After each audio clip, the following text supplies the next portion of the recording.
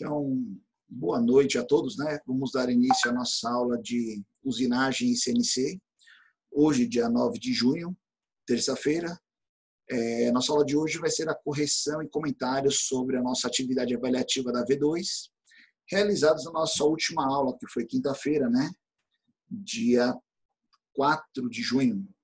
Então, foi uma prova online, onde haviam aí 10 questões. Dentre dessas questões, tinham algumas de conhecimentos gerais relacionados comum para todos, e as últimas elas estavam associadas particularmente a cada pessoa, né? Onde a gente fazia uma associação em relação ao número de engrenagem, número de dentes associado à matrícula. Então, eu vou comentar com vocês aqui passo a passo das questões, né? E a correção, para quem não viu ainda, já está disponível lá no Unifor Online. Então, você entrar lá no Unifor Online, lá justamente na aba aonde a gente fez a prova aqui, ela já está disponível para vocês acessarem e verem suas notas em particular. Ok, tranquilo? E aqui foi justamente a aba que a gente faz a prova e pode olhar. Então, nossa primeira questão, ela trazia aqui aquela velha, a gente até comentou na aula, que é aquele velho paradigma, né, que as pessoas usam em controverso, de fresa, fresagem ou fresamento e fresadora, né? Que nada mais é do que a ferramenta, o processo ou a máquina. Então, quando a gente fala aqui, primeiramente, o que é a fresa? Fresa é a ferramenta de corte, né? É a ferramenta que tem uma geometria específica para um determinado corte. Então, a fresa é a ferramenta de corte. Fresamento, né? É o processo ou fresagem, né? Fresamento ou fresagem é o processo que você faz, o processo de fresamento, né? E fresamento e fresa é a máquina, né? Até a gente, para falar, a gente se confunde um pouco. E fresa é a máquina. Ou seja, então, seria esse item aqui, né? Ó, fresa é a ferramenta, fresador é a máquina e fresamento é o processo, né? Ó, seria o item B aqui. Não sei se sai na mesma ordem para todos, mas seria esse o nosso item. Eu corrigi a prova ainda no fim de semana, então não lembro exatamente a resolução de todo mundo, não, mas vamos indo aos poucos. Segunda questão, a gente falou aquela questão da parte do sentido de corte, né? Concordante ou discordante. Não lembro se a gente perguntou questão de acabamento e consequências deles, mas o recomendado na usinagem é a gente trabalhar no sentido discordante, né? Que foi o que a gente perguntou aqui, né? O processo de fresamento, o movimento realizado pela fresa sobre a peça pode gerar resultados distintos, né? Tal fenômeno está associado ao movimento concordante e discordante. A partir dessas informação, a assinale alternativa que apresente a imagem de corte apenas discordante, né? Então, o discordante é aquele que a gente anda no sentido oposto. O sentido do corte ele está oposta à velocidade, ao sentido de movimentação da peça, né? Quando você trabalha concordante, que seria esse primeiro item, seria o concordante, você tem uma vibração maior, você tem um acabamento menos satisfatório da sua peça. Então, sempre o recomendado é você trabalhar ele na forma discordante. Tá? Aqui apresentar tanto concordante quanto discordante, dependendo do ponto da fresa que você está usinando. Então, como você tem a ferramenta toda dentro da peça, no lado que o corte está contra, né, o sentido de avanço aqui da peça seria o discordante, aqui onde ele está no sentido de avanço da peça seria o concordante. Então, nesse próprio usinagem aqui, você já teria um acabamento distinto lá quando você olhasse visualmente na sua peça. Ok? Pessoal, qualquer dúvida, é só perguntar aí, viu? Sem problema algum. Como fizemos aqui 3 afirmativas, né? Referente ao componente do lado suportar a máquina, também.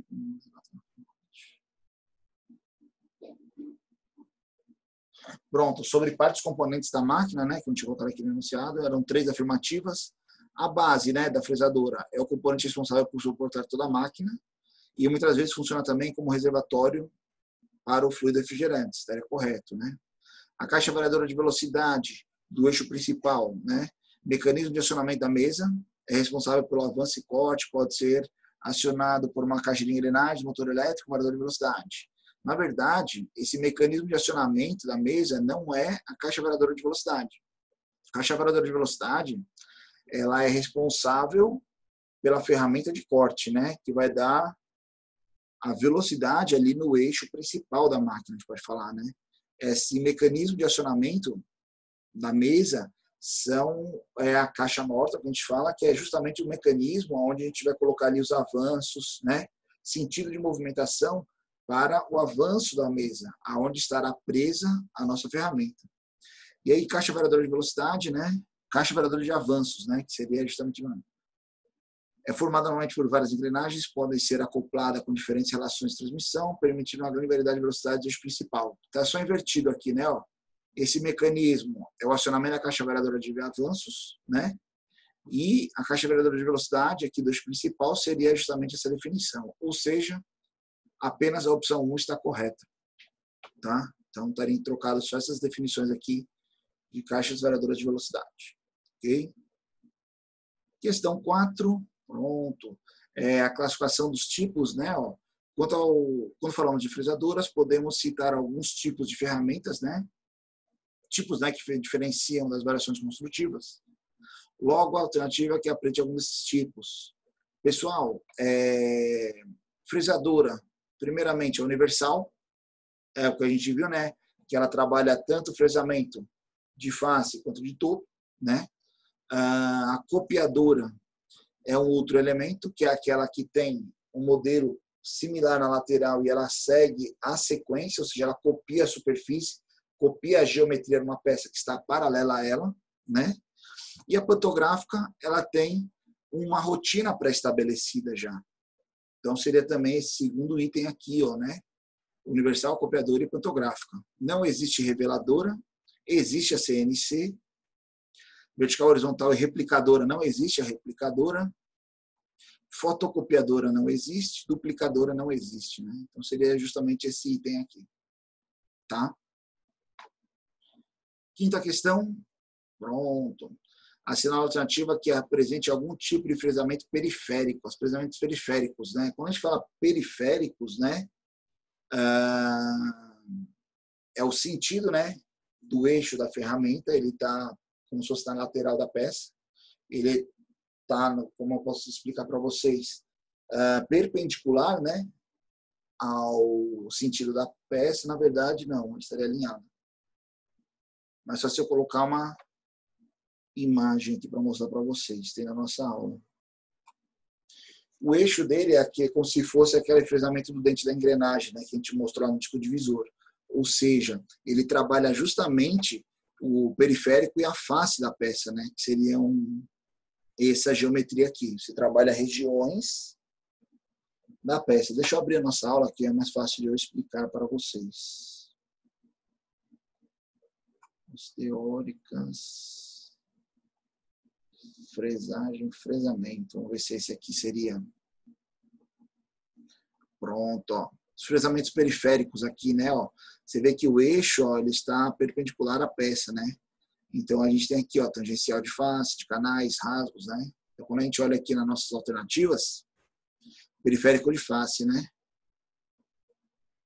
Que não apresente, né? Ó, de perfil, ele entra. Vou voltar aqui para a nossa aula. Ó, de perfil, de canais, de face, tangencial à face, né? Ó. Rastros paralelos. O que não entraria seria esse periférico de face. Tá?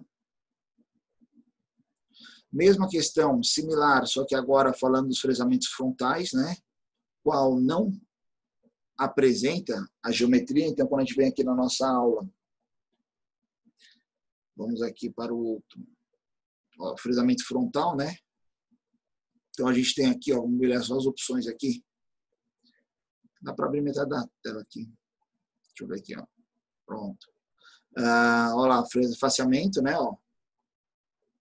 Ele entra. De topo, de cavidade, ó, e de curva, né? Geometria, curva, plano, superfície, a gente entra geralmente, né? Não entra esse fresamento lateral aqui, né? Ó, que aí justamente ele está associado ao periférico. Ok? Sétima questão.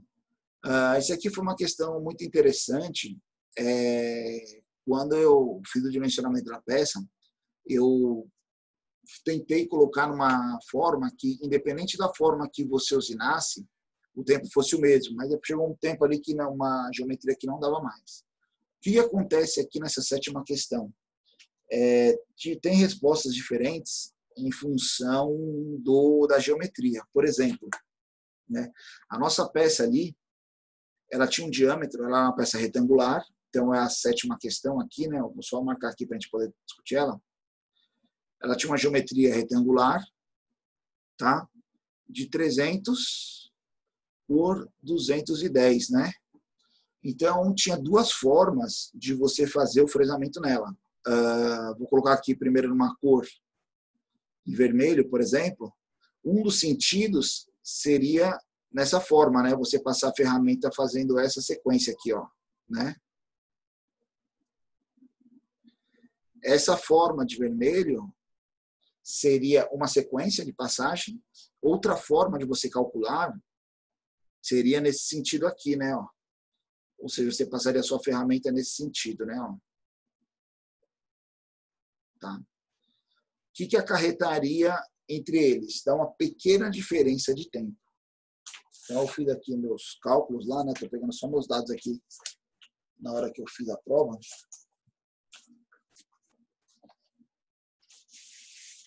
Eu ter salvo eles antes aqui. Aquelas engrenagens.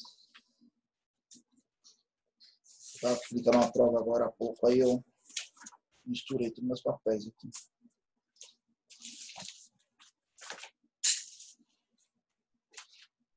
Só um minutinho, pessoal. Tá aqui, ó.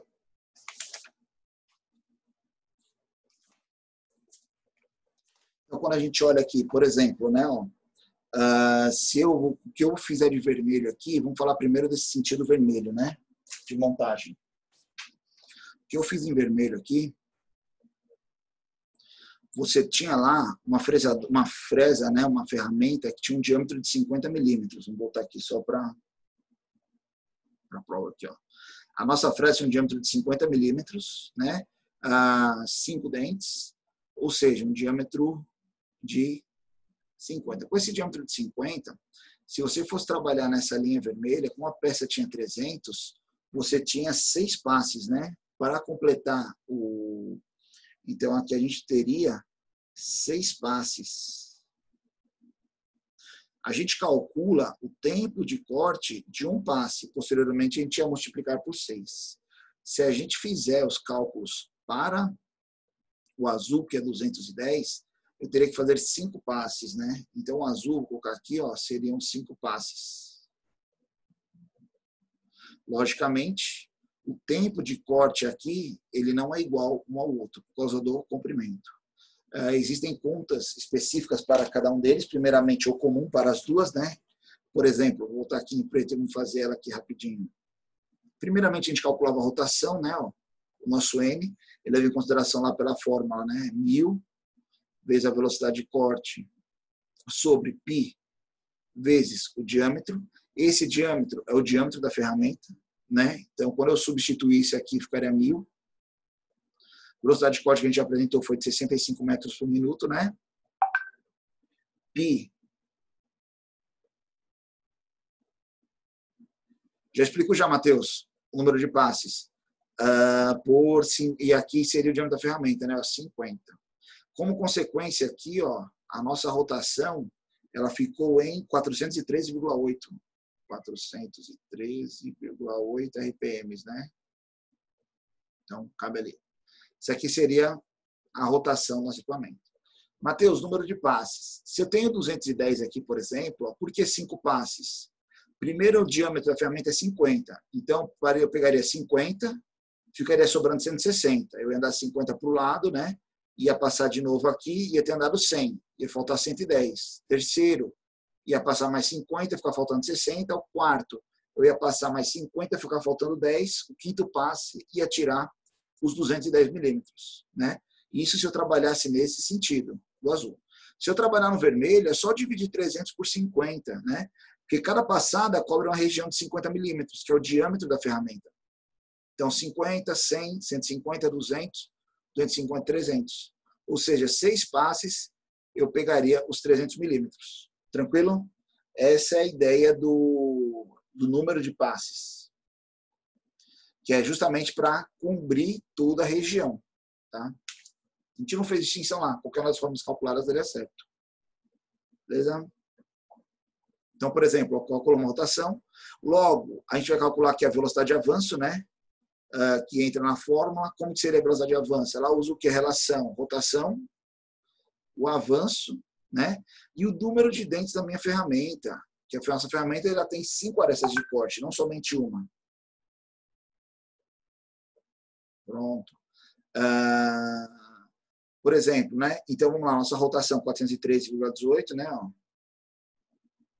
0,8, desculpa, vezes o avanço era 0,125, né? Se eu não me engano. Isso.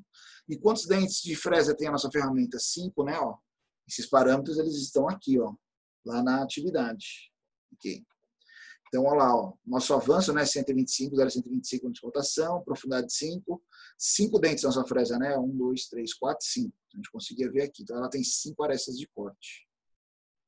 Então, vamos lá. Essa velocidade de avanço nossa aqui, né? Ó, ficou por volta de 258,62.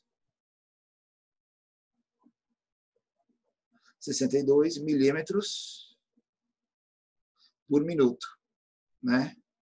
Essa é a nossa velocidade de avanço. Logo, qual a fórmula do tempo de corte? É o comprimento da peça mais o A, né? O que é o A? É a região de aproximação da ferramenta sobre velocidade de avanço. O A, aqui nosso, ele é igual ao raio da ferramenta, ou seja, 25 milímetros. Por que a gente sabe disso? Porque a nossa ferramenta tem um diâmetro de 50. Quando a ferramenta encostar aqui, ó, digamos que... Vou colocar em outra cor aqui. Vamos colocar em verde mesmo, vai. Não gosto muito de verde. Aqui fosse a nossa ferramenta, né? Essa peça cilíndrica aqui, ó. Então, essa aproximação dela seria justamente o raio. Então, o comprimento não é necessariamente esse tangente chegar aqui. O centro da ferramenta que tinha que chegar nesse ponto para fazer o percurso completo, né? Senão, se ele chegasse tangencialmente aqui, eu ia ter os cantinhos da ferramenta aqui, né? Ó, essa região aqui e essa outra região aqui, ó, sem usinar. Vocês me entendem? Ou seja, então eu teria que andar o comprimento dela mais o raio dela. Então, vamos calcular o tempo de passe dessa aqui, do vermelho, que é diferente.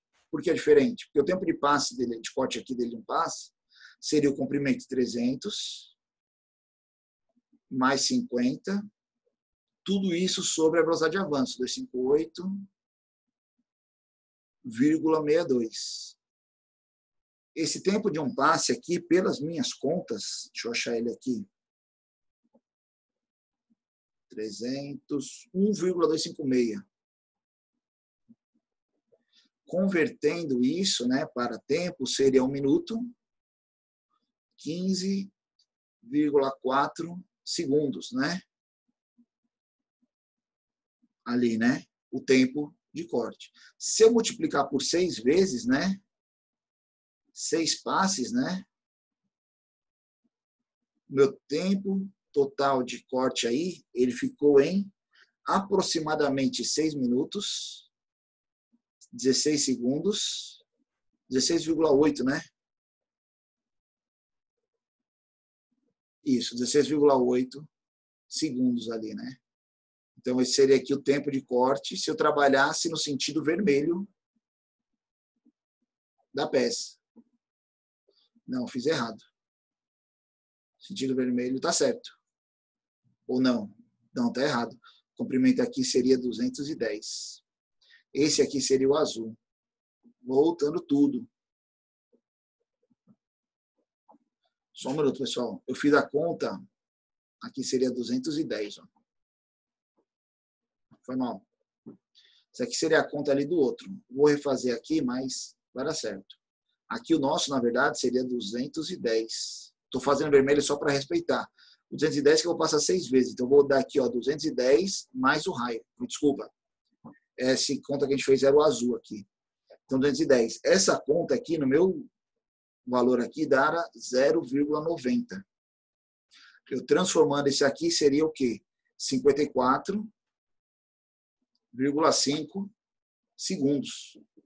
6 passes, consequentemente, daria 5 minutos e 24 segundos. Foi mais ou menos isso. Tem que só recalcular, mas é isso aqui mesmo. Então, esse aqui, o tempo total, né, de corte aqui, ficou 5 minutos e 24 segundos. Né? Seria no sentido vermelho. Se eu fosse no sentido azul, agora sim, pessoal, desculpa aí meu equívoco. Pensei uma coisa, fiz outra. O tempo de um passe aqui, né? Então, aqui nós seria 300 mais os 25, né? Desculpa, do diâmetro, dividido pelo avanço aqui, né? Velocidade de avanço, 258,62. Então, consequentemente, aqui sim, nosso tempo daria 1,125. Só fazer uma coisinha aqui. A câmera está bem aqui. Pronto.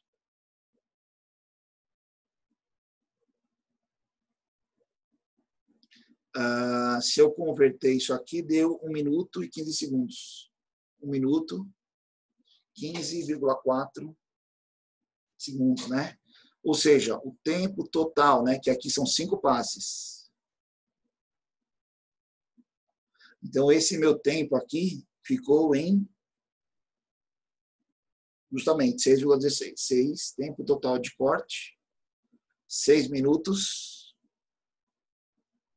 e 16,8 segundos. Teve gente que fez uns arredondamentos aí ficou um tempinho um pouquinho maior, mas é segundos, tá? Mas esse aqui seria o tempo de corte que a gente trabalhasse no sentido azul aqui, né, ó, de corte. E aqui seria o tempo de corte se a gente trabalhasse no sentido vermelho. Tá? Não estava especificado isso aí no momento lá, mas dependendo dos cálculos aí a gente considerou. Ok? Só qualquer dúvida é só comentar, viu? Vamos lá para a próxima questão. Questão 7.8. Fazia aqui, né? Calcule os parâmetros de diâmetro interno, externo, primitivo, altura, A, B e o passo de uma engrenagem cilíndrica, considerando um módulo de 4 milímetros e o número de dentes associado às 2 primeiros dígitos da sua matrícula. Então, a gente fez uma planilhazinha aqui. Só um minuto, tem ela aqui. Fechei ela, mas eu abro ela agora. Online.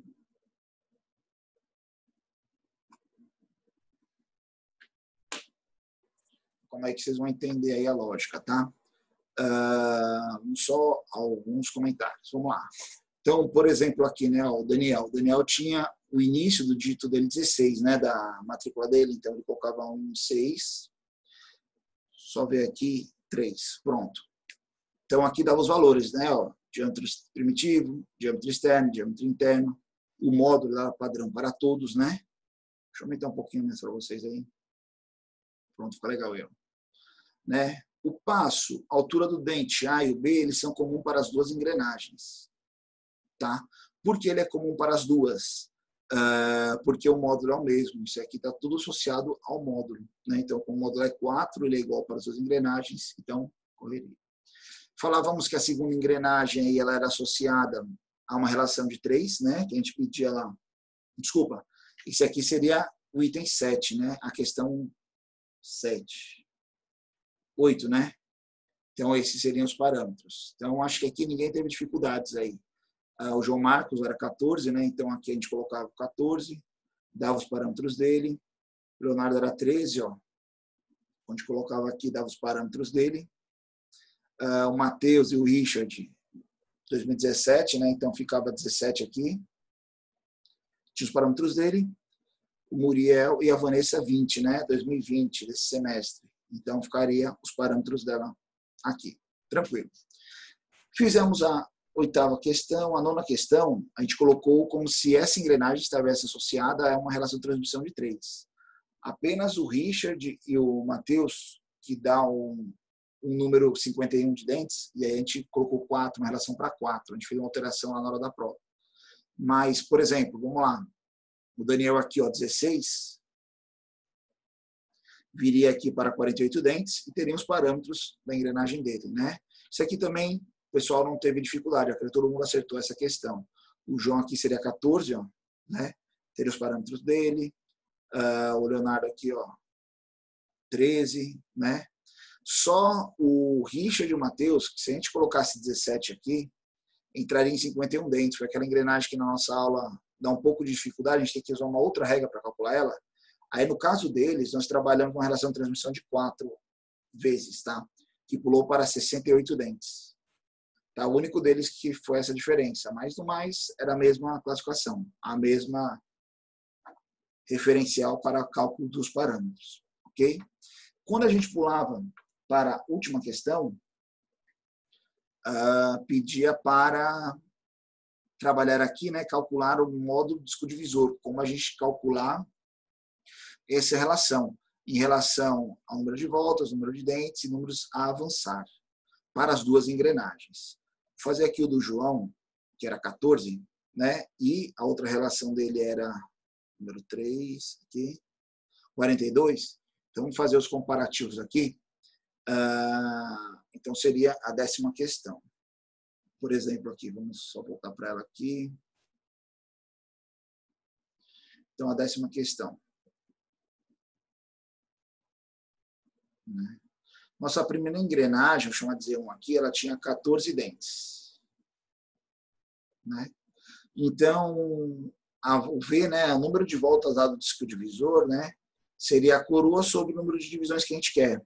Então, seria 40 sobre 14, né? Quando eu for fazer essa, era 14 dentes, era. Quando eu fizesse aqui minha relação, só um minutinho, pronto. Eu gosto sempre de montar assim, pessoal, é particular meu, sempre monto isso aqui dessa forma, fica mais fácil para mim por interpretação. Sobre 14, né? Ou seja, eu colocaria 2 aqui, daria 28, sobraria 12 dentes, né? Esses 12 dentes, que eu faço com ele? Eu volto lá no número de divisões, né?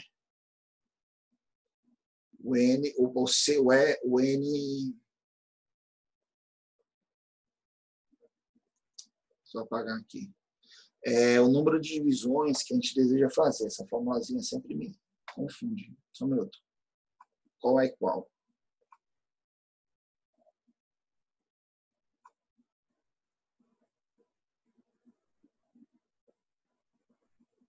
Vou abrir aqui para a gente, ó, lá no disco divisor.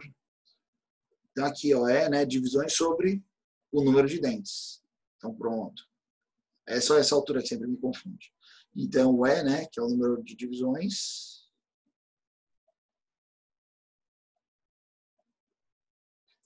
D sobre N.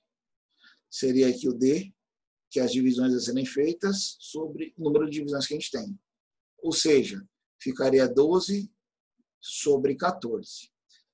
Quando a gente pega aqui o número de discos, qual que é a nossa jogada aqui? É a gente pegar e achar um denominador igual a algum desses parâmetros, né? Então, por exemplo, aqui, a gente poderia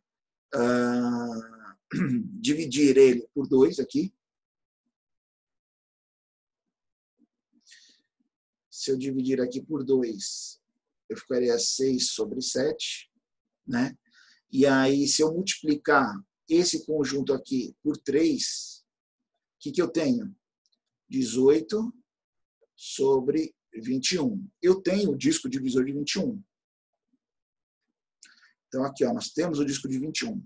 Ou seja, esse meu conjunto aqui, ó, como que ele funcionaria no disco divisor? 2 voltas, né? Mais 18 furos no disco, né? Ó, de 21 furos. Opa.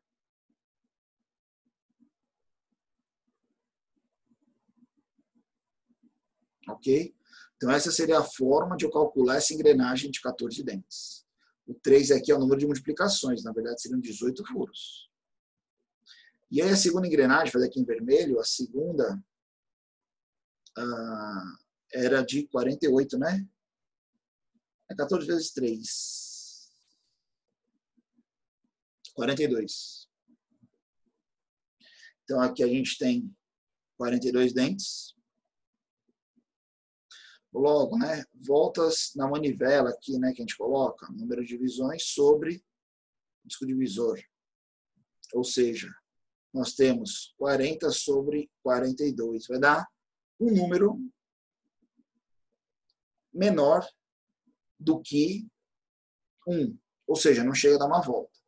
Posso pegar e fazer nessa equação aqui, ou seja, a divisão, né? Eu vou fazer essa mesma lógica aqui. Como eu faria isso? Então, eu vou dividir aqui todo mundo por 2, por exemplo. Ó. Daria o quê? 20 sobre 21. Nós temos o disco de 21, né? Aqui, então, já seria uma consequência. 20 furos no disco de 21. Como que seria feita essa engrenagem? 20 furos, né, no disco. Opa.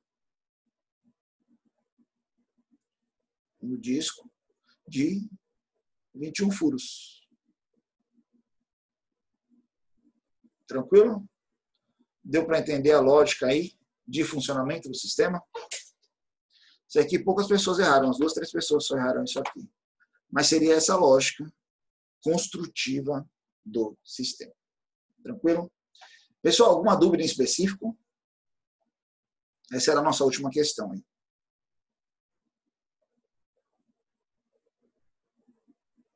Alguém queria comentar alguma coisa? No momento está tranquilo. Beleza. Deu para entender aí, João, a diferença que teve aqui nos furos? Deu. Deu? O 3 aqui, cara, é o número de multiplicações, né? Então, seriam 18 furos. Tranquilo? Beleza. Pessoal, vamos lá, sobre a nossa disciplina. Nós já fizemos 2 atividades na V2. Cálculo de uma engrenagem individual, né? Foi uma atividade que a gente fez, foi entregue lá pelo Unifor Online. Calma aí, vamos abrir ele aqui. Nossa disciplina aqui. Terça-feira, trabalhos. Então, a gente teve aqui, né, ó, o cálculo de uma engrenagem, que foi a nossa primeira atividade, ela foi entregue. Somente uma pessoa não entregou. E tivemos a segunda atividade, que foi os parâmetros do treino de engrenagem, né, que eram as 2 engrenagens. Só 2 pessoas não entregaram. Qual que é o nosso intuito hoje? Para aqueles que fizeram as 2 atividades e a prova, como que eu fiz a média? Eu tirei a média das 3 notas. Peguei os 3 valores e tirei a média dos 3. Somei os 3 e dividi por 3. Ok? Quem não fez esses trabalhos, eu queria propor uma prova quinta-feira, né? Como se fosse a recuperação dessas atividades que faltaram. Mas aí, ou seja, tipo assim, quem perdeu 2 atividades vai somar as 2 notas e dividir por 3. Quem perdeu uma ou substituir a nota ou quiser melhorar, eu refaço a conta, tá? Mas a nossa média são 3 notas, a média das 3 notas. Então, queria combinar com vocês de quinta-feira, desculpa, depois de amanhã, a gente fazer a nossa prova de recuperação. Olhando no nosso calendário, hoje é dia 9, quinta-feira, dia 11, a gente entregaria e corrigiria 16. Eu acredito que até 16 e 18 deve 16, 18, 22, na verdade. Né? O planejamento da Unifor é, teoricamente, voltar às aulas dia 22. Nossa aula será dia 23. Vamos esperar um posicionamento da Unifor referente às aulas presenciais. Se a gente tiver uma aula presencial lá na Unifor, a gente faz a nossa V3 relacionadas às atividades lá presenciais. Caso não tenha o retorno das aulas presenciais, a gente tem que continuar virtual, a gente pensa uma atividade para contemplar a nossa nota de AV3. Por que eu estou falando isso com vocês? Porque não tem mais assunto, não tem mais o que a gente discutir dentro da nossa disciplina. Fazer a recuperação e corrigir ela, tá? Então, o que eu vou falar para vocês? Como seria a nossa sequência de aulas? Dia 11, quinta-feira, a gente faria a nossa prova de recuperação da AV2, tá? Para quem perdeu alguma atividade ou quem quiser melhorar a nota, não tem problema, pode fazer a prova. Dia 16, que seria a terça-feira que vem, a gente corrige essa recuperação. E aí, no dia 18, que seria a quinta, a gente teria aí uma definição para ver se segunda-feira a gente voltaria às nossas aulas, ou se a gente vai fazer uma atividade relacionada à nossa disciplina. Provavelmente seria o que eu pensei nessa atividade. É uma peça que pegasse lá furação, torneamento e fresamento, calculando os parâmetros, né? Mas, logicamente, teria um período maior, não seria uma prova online. Seria uma atividade que eu mandaria para vocês, vocês teriam tempo aí para desenvolver ela. Tá? Mas isso ainda vai ficar a critério de voltar às aulas segunda-feira, dia 22 ou não. Ok? Então, fica combinado? Professor, Oi. só uma dúvida. No meu caso, assim, se supondo que a aula volte presencial, só que eu não estou mais em Fortaleza, como ficaria no meu caso? A gente faz, então, atividade. Isso é uma diretriz que a Unifor passou para a gente seguinte. Tem muitos alunos, por exemplo, mesmo que tenha aula presencial, a gente não pode falar para o aluno que tenha o grupo de risco, não é seu caso, né? Estou falando assim, é um grupo de risco, uma pessoa que esteja em outra cidade, no interior, No meu caso, por assistir exemplo. 2, 3 aulas, que é o seu caso também, né, João? Isso. Então, que é o seu caso. Aí a gente pensa na atividade, por isso que eu já tinha pensado na atividade em paralelo, entendeu?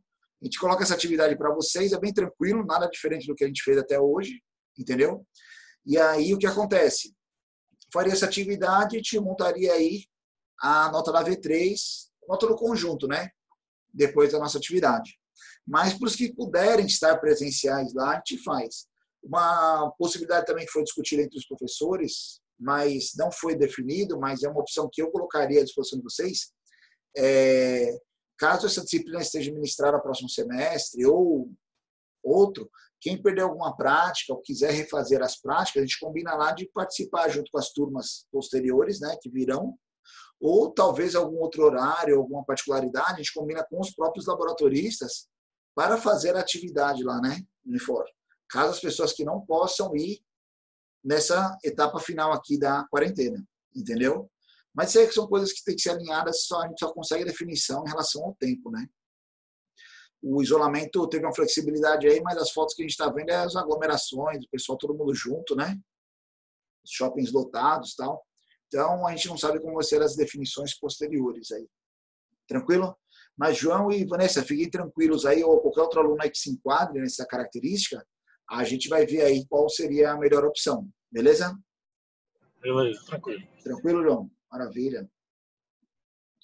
Pessoal, mais alguma dúvida, comentários, críticas, sugestões? Não, professor, tranquilo. Beleza. Pessoal, então quem quiser melhorar a nota, qualquer coisa, quinta-feira a gente faz outra atividade avaliativa, online também. E, se não, só aguardar aí que terça-feira a gente corrige ela e a gente vê o assunto novamente. Beleza? No mais, agradeço a atenção de todos. Alguém tem mais alguma posição? Algum comentário? Não, né? Tem comentário ali. Pessoal, agradeço a atenção de todos. Qualquer dúvida, estou à disposição, né, pelos nossos meios de comunicação, tem o grupo do WhatsApp e as ferramentas, né, o torpedo do Unifor Online. No mais, boa semana, até quinta-feira. Ok? Um abraço. Valeu, Valeu, professor, boa noite. Valeu, boa noite.